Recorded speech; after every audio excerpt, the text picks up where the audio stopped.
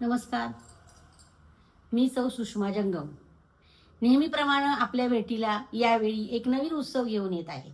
उत्सव तर आपणाला माहीत असणारच आहे. आज आहे नाग चतुर्थी आणि उद्या आहे नागपंचमी. श्रावण शुद्ध चतुर्थी आणि श्रावण शुद्ध पंचमी या 2 दिवसांना हे 2 सण येतात. यामध्ये विशेष महत्त्व आहे ते नागपंचमीला. नागपंचमी हा नागांचा सण. आपल्याकडं या नागाच्या सणावर बरीच गाणी पण आहेत. त्याच्यामधलंच एक म्हणजे थोडंसं तुम्हाला सांगते. चल ग सये वारुळाला, चल ग सये वारुळाला, नागोबाला पूजायला, नागोबाला पूजायला. खरं तर आपली ही संस्कृती किती महान आहे हे आपण दरवेळी पाहतो. ज्येष्ठ शुद्ध पौर्णिमेपासून सुरू झालेले हे सण, ज्येष्ठ महिन्यामध्ये वटसावित्री, आषाढ महिन्यामध्ये महाराष्ट्र बेंदूर म्हणजेच बैलपोळा, त्यानंतर श्रावण महिन्याची सुरुवात होते ती नागपंचमीच्या सणानं.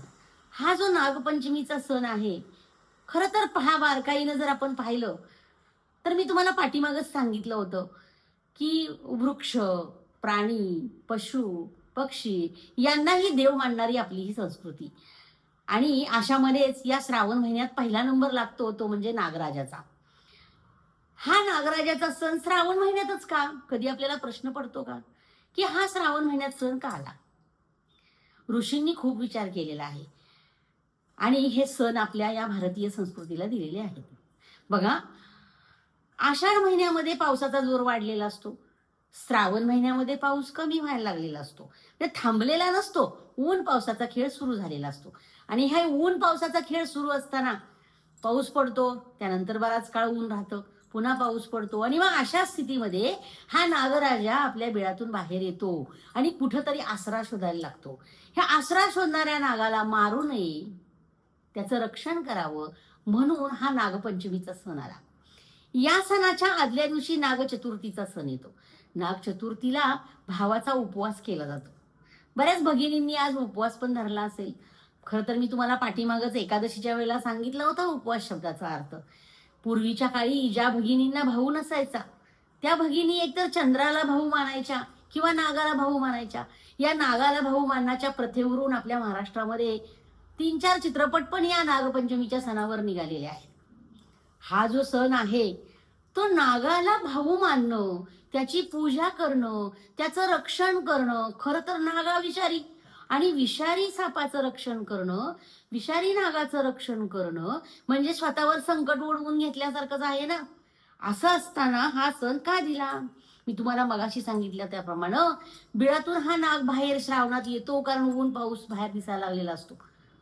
आणि मग तो बाहेर येतो आणि नेमका सापडतो किंवा सापडला जावा आणि मारला जाऊ नये या हेतूनं या महिन्यात सण दिला. खरं तर नागराजा हा शेतकऱ्याचा मित्र आहे असं म्हटलं जातं. कारण शेतामध्ये उंदीर, बारीक सारीक जीवाणू, कीटक, किडे मुंग्या यांना मारण्याचं काम हा नागराजा करतो. यांना मारण्याचं काम हा साप करतो. तो बिळामध्ये राहतो आणि यांना मारण्याचं काम करतो. त्यामुळं सापाला शेतकऱ्याचा मित्र असं म्हटलं जातं. आणि म्हणूनच एवढा मोठा आपल्यावर उपकार करणारा हा आपला शत्रू कसा काय होऊ शकतो? तो आपला मित्रच होणार ना. आणि म्हणून नागराजाची पूजा या महिन्यामध्ये दिली गेली. या नागपंचमीच्या सणा दिवशी आपण याची पूजा करावी. मग बऱ्याच भगिनी वारुळामध्ये जातात. वारुळामध्ये नाग असो वा नसो त्याला दूध लाया वाहतात, त्याची पूजा करतात, त्याला हराळी वाहतात, त्याला आघाडा वाहतात. ह्या नेमक्या निसर्गामध्ये आलेल्या वनस्पती तुम्हाला माहितीये उष्णता, दाह शांत करण्याचं काम करतात. आणि नेमकं या नागराजानं शांत राहावं, कुणाला दंश करू नये म्हणून ही हराळी आघाडा त्याला वाहण्याची पद्धत आहे. दूध लाह्या देण्याची पद्धत आहे. खरं तर नाग दूध लाह्या खात नाही, पण तरी पण आपण दूध लाह्या नागाला देतो, कारण त्यानं शांत राहावं, कुणाला दंश करू नये. आपली संस्कृती खूप मोठी आहे. या नागाची पूजा सांगते. आपल्या महाराष्ट्रातल्या सांगली जिल्ह्यात 32 शिराळा नावाचं एक गाव आहे. त्या गावात गेली वर्षानुवर्ष नागाची पूजा केली जाते. मिरवणुका काढल्या जातात. तत्पूर्वी अगोदर महिनाभर हे लोक नाग पकडतात. जंगलांमध्ये एका विशिष्ट पद्धतीनं नाग पकडून ते घरी आणून ठेवतात.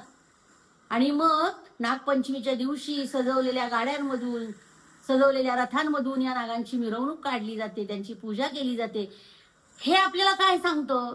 तर आपली संस्कृती किती मोठी आहे हे सांगण्याचा प्रयत्न करतं.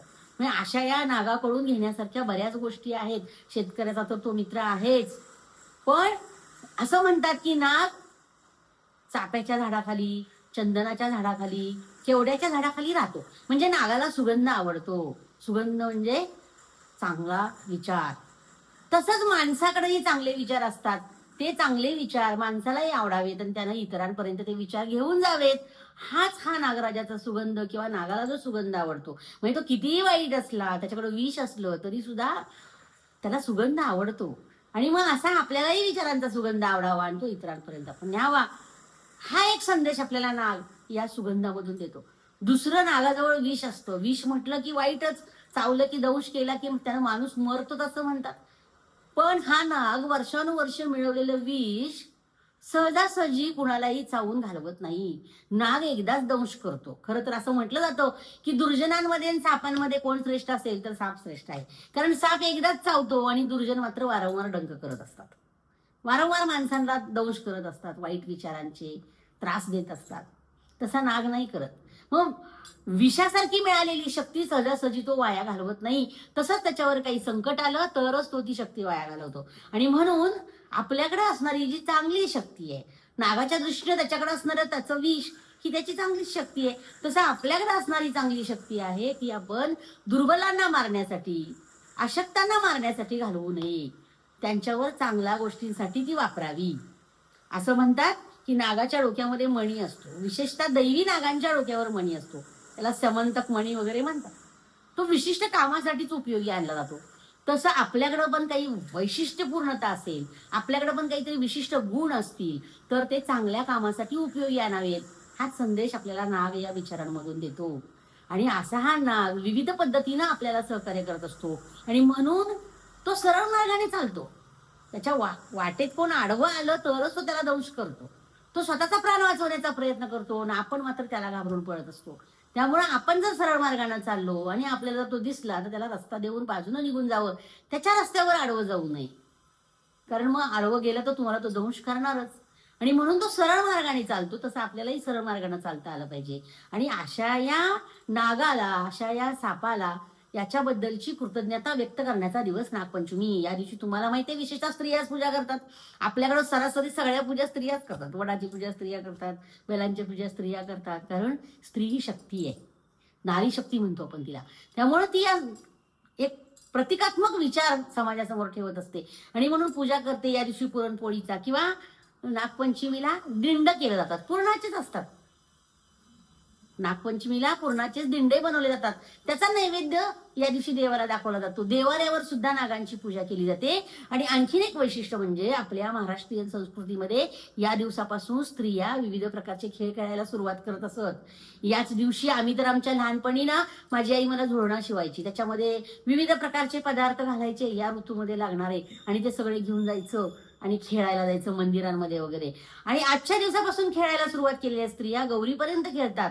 पूर्वीच्या काळी स्त्रियांना बाहेर पडण्याचं साधन नव्हतं आणि मग व्यायाम करता यावा, शक्ती मिळावी म्हणून संध्याकाळच्या वेळी या स्त्रिया 2 तास खेळायच्या. त्याच्यामध्ये जिम्मा, फुगडी असे भरपूर मंगळागौरीचे खेळ आपण खेळताना पाहतो. असे विविध खेळ, अशा विविध गोष्टी या कालखंडामध्ये केल्या जातात.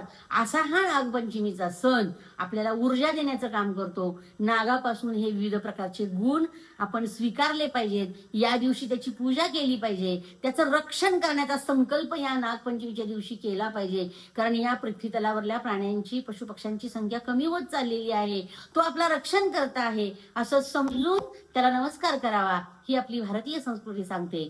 आणि म्हणून या दिवसाच्या निमित्तानं आपण या नागांबद्दलची कृतज्ञता व्यक्त करूया, त्याला दूध लाह्या वाहूया आणि त्याचं रक्षण करूया आणि शेतकऱ्याचा हा मित्र जिवंत ठेवूया, हीच सदिच्छा. धन्यवाद.